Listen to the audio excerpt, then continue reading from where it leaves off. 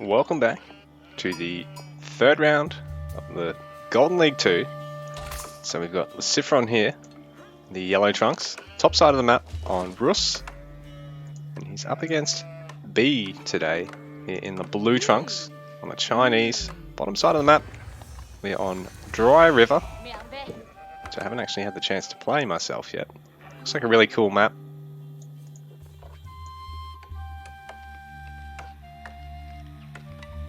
So it looks like LucifroN going straight on the dock to start out with. It's good to really pick up that food economy quickly. Looks like our players are going to be able to get probably close to 3 docks apiece here. B looks to be going for a dock here himself, putting it over this side, trying to delete as few schools of fish as possible, only killing the one.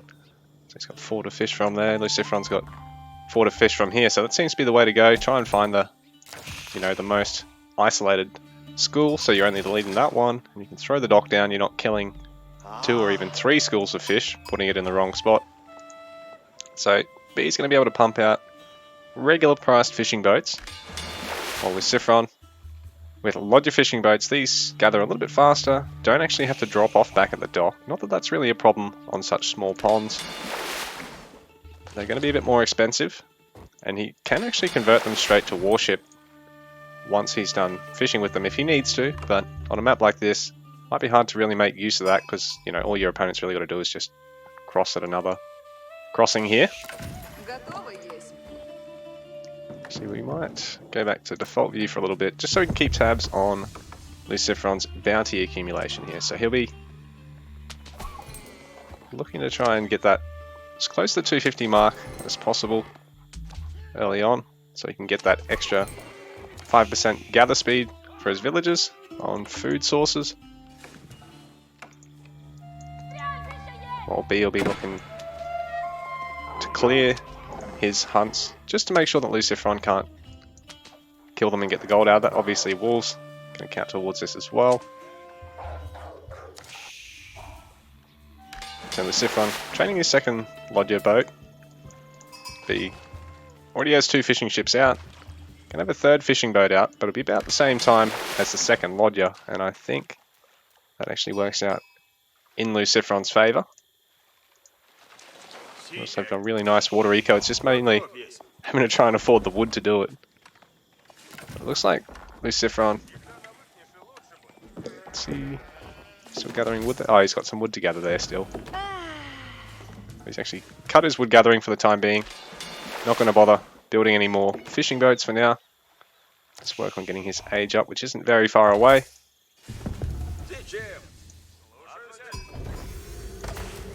Gonna throw down the Kremlin. So B, he's gathering wood still, so he's able to keep producing fishing boats here. His age up's going to be a bit slower than his opponents.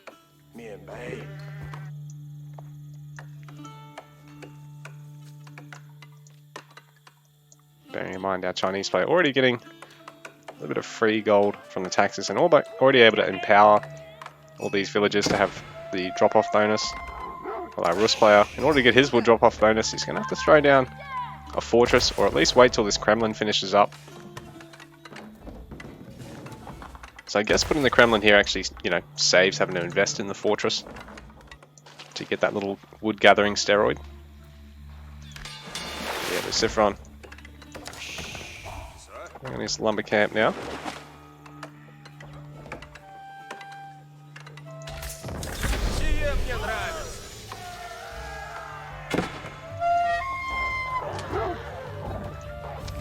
B trying to kill some wolves here himself.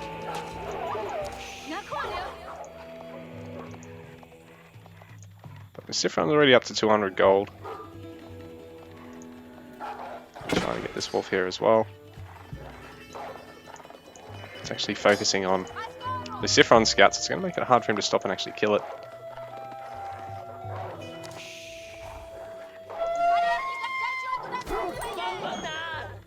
Does actually manage to pick it off though, and it leaves him only 10 gold shy of that next increase to his food gather rate. Or B, going for the Imperial Academy. Be a bit more of a boomy play than opening with the Barbican first. Looks like B eager to get on some more water here. Starting to produce more fishing boats out of there. We will have cut fishing boat production here because it's not really worth investing in any more than about 5 or 6. While LucifroN's fit in one more lodger fishing boat. Looks like LucifroN might be able to get the last wolf that he needs to get to more than 250. And he's actually popped militia twice here, so he can get control the water on both sides of the map. Or at least. Let me try and catch any villagers still fishing there. Maybe harass one of these fishing boats, because these guys don't last forever. So LucifroN will be eager to make good use of them, rather than just having them idle. Is a minute enough to actually pick off the dock? So, defensive Barbican for B here, just to prevent any harass from these militia. At the same time, LucifroN just trying to make use of these really cheap units, just to get a bit of damage done.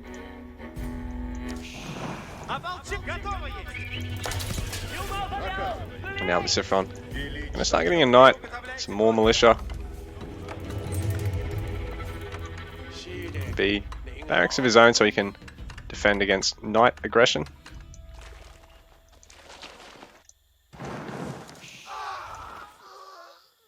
Stock up here. Might take a couple of waves of militia to pick off actually.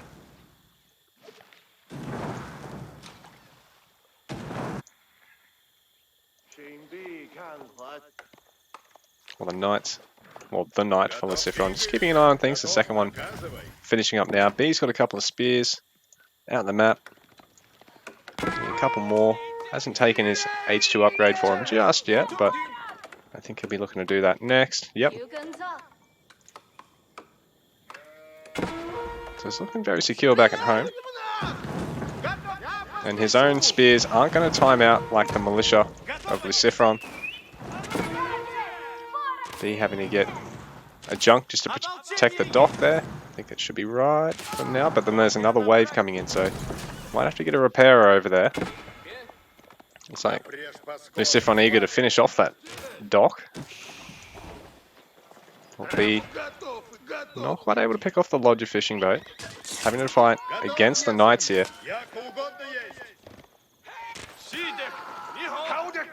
So B cleaning things up here. Saving the dock for the time being. LucifroN going to have to retreat and get some more militia. Try and get some archers out. So he's gone for a range. While B hasn't added any more production yet. B trying to harass these fishing boats as best he can. LucifroN's doing a good job at trying to minimize the damage each of them are taking so that they're just going to passively heal up and get through everything. LucifroN on a second dock. B on a third dock now. And he has managed to defend this topside dock fine. We'll switch to caster mode actually, because we know LucifroN's got that 250 gold. So looking at the stats, B's up in eco pop, military pops about the same size. LucifroN is eager to try and get this burning. Splitting up the militia as well, really nice. Potentially even micro the militia in between barrages here. Is he going to be able to get it low enough? I don't think so. LucifroN, good number of knights now.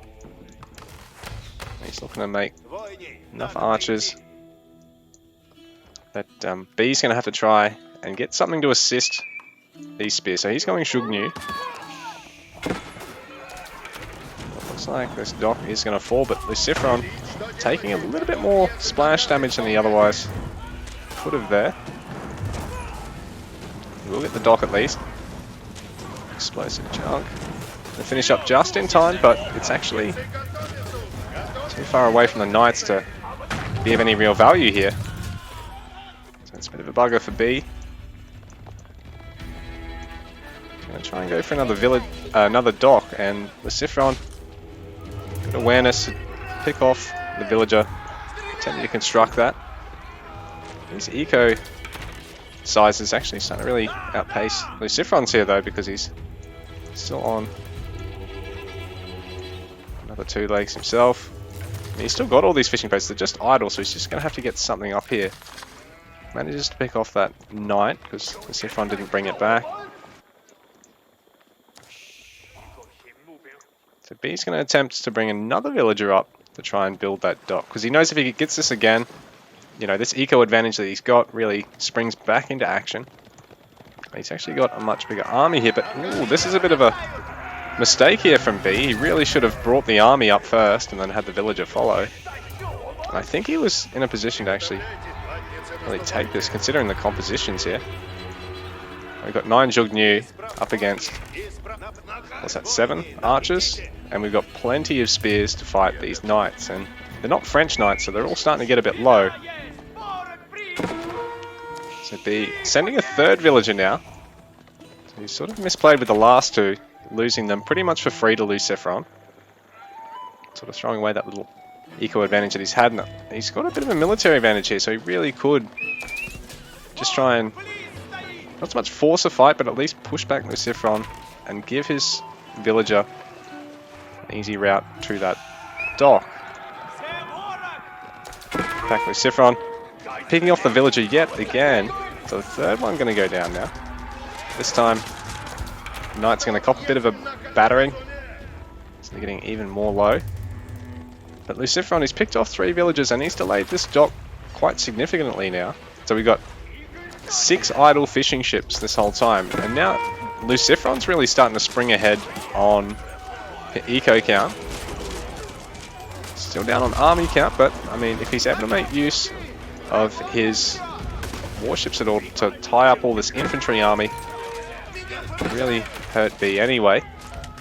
Because the problem with having all just infantry is that you're a lot more susceptible to splash damage, even from warships. LucifroN picking off another villager, so 4 villagers have gone down in the process of trying to take this top dock. It's kept 5 fishing boats idle the whole time, 6 fishing boats idle the whole time. And now B finally getting a villager kill of his own, starting to pick off more of the fishing boats, but I believe this pond's actually been finished off by LucifroN, so it's not such a big deal for him to lose those fishing boats. It's more or less empty population, and now he's trying to take the engagement that he's looking for, where the spears aren't really able to prevent the knights from engaging on the Jugnu, but they do outnumber the archers, so basically if B can stabilise with a bit of a front line here, he might be able to win this trade. So LucifroN's, yeah, his knights, they're getting quite low. He's got another couple more here, and he's adding more rangers and stables.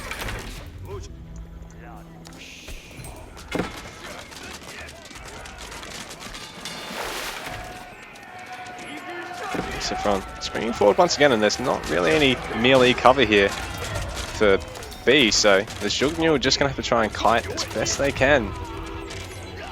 It's starting to look a bit dire for B. He's still being prevented from getting that dock up. Unbelievable awareness and map control there by LucifroN. B now really slipping in terms of the military population. He will finally get this dock, but it will have cost him 5 villages, nearly a 6th overall. LucifroN actually losing a villager there trying to take the boar, but you know, he's getting 75 gold back, and it's a really nice long-term food source there. And for Rus, it'll gather a little bit quicker than it will for the other civs. So definitely worth it for him. B trying to secure this top side, just making sure that there's not going to be any knights coming this way, or archer balls, to try and pick off the fishing boats before the junk can really do anything about them. So now LucifroN trying to deny B on the water here. He's actually 1, 2, 3. This is basically his 4th pond out of the 6, but he hasn't managed to really saturate it yet. He's going to try and get a war junk.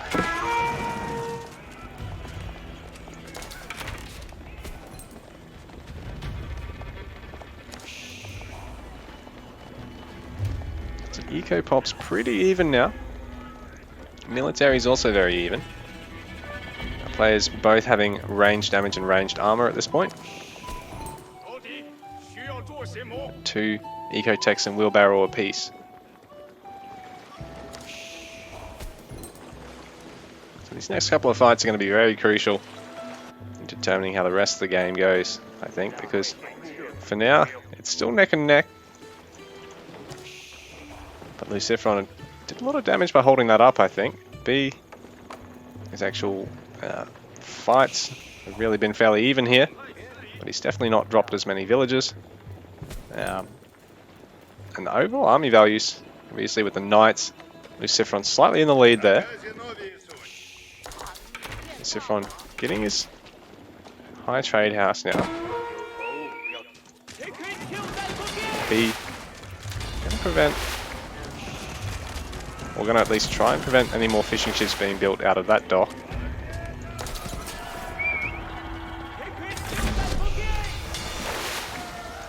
So we got Castle Age kicking in here for LucifroN. B still stuck in the Feudal Age.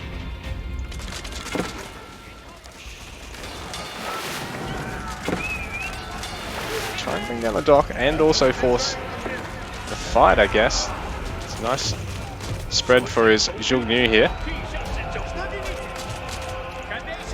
There's a lot of militia here for LucifroN, which is really sort of making it hard for B to actually stick around here, because you can't just focus down Knights, which are a big blow in terms of the cost. Can't focus down the Archers, which will really relieve the pressure on his Spearmen, because that militia just really helping tank and just be a nice source of frontline damage as well. So B really having to try and retreat here, keep things split up. But now the militia are all dead, and with the slight military pop lead, he can start creeping forward, and LucifroN having a retreat, try and get some upgrades in. He's going to get his veteran archers here, so it'll give him a little bit more damage and give him the advantage over these Jugnu till they get their Castle Age upgrades.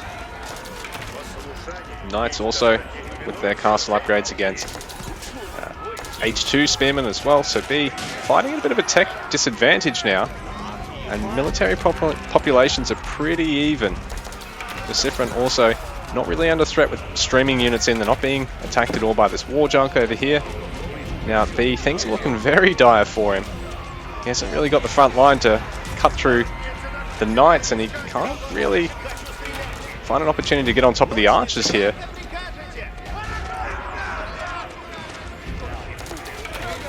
So he's trying to stand and fight here. So LucifroN right on top of his military production.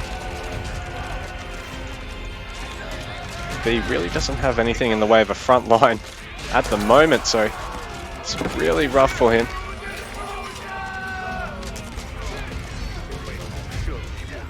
Well, these gold gun gatherers are going to be under a lot of threat.